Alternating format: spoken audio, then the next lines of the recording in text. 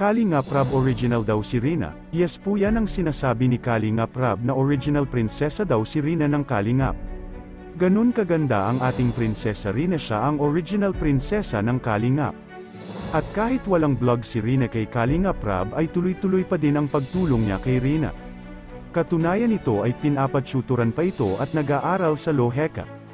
At panatag din ang loob ni Kalingap Rab dahil si Ate Roda ang nag-aalaga nito. At makikita naman na maayos ang pag-aalaga ni Ate Roda kay Rina. At makikita ito ngayon na malaki na ang kaibahan ni Rina ngayon kaysa noon, at konti na lang talaga at maging maayos na si Rina.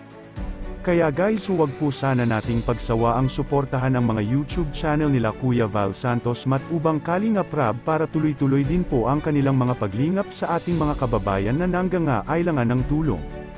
Suportahan din po natin si Roda Mix Vlog guys, tulong na din natin sa kanya, dahil siya ang nag-aalaga sa ating bunsong si Rina, at pakidamay nyo na din po sana ang munti kong channel. Kung bago ka pa lang po, paki-subscribe naman po at paki-share na rin po sa video kong ito.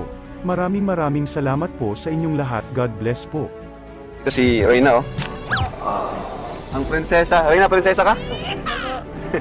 Ang prinsesa ng Kalingap, di ba? Ang original princess. So Rina, so tuloy-tuloy po ang ating pagtulong kay Rina ng mga Kalingap. At di nyo po napapanood sa vlog natin, andun yung tutor natin po.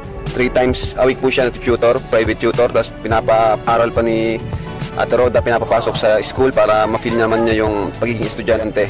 At syempre, sa pag-aalaga ni Ate Roda, ayan, sa pagkain niya, lahat po ay mula po yan sa ating itong channel na to. Kaya maraming salamat sa suporta, sa hindi skip ng ads. Thank you so much po, kasi lahat naman po ng pinanggagastos natin ay walang iba kundi galing lang po talaga sa ating YouTube channel, pati ang ating mga pabahay galing po sa ating channel. Kaya maraming salamat po.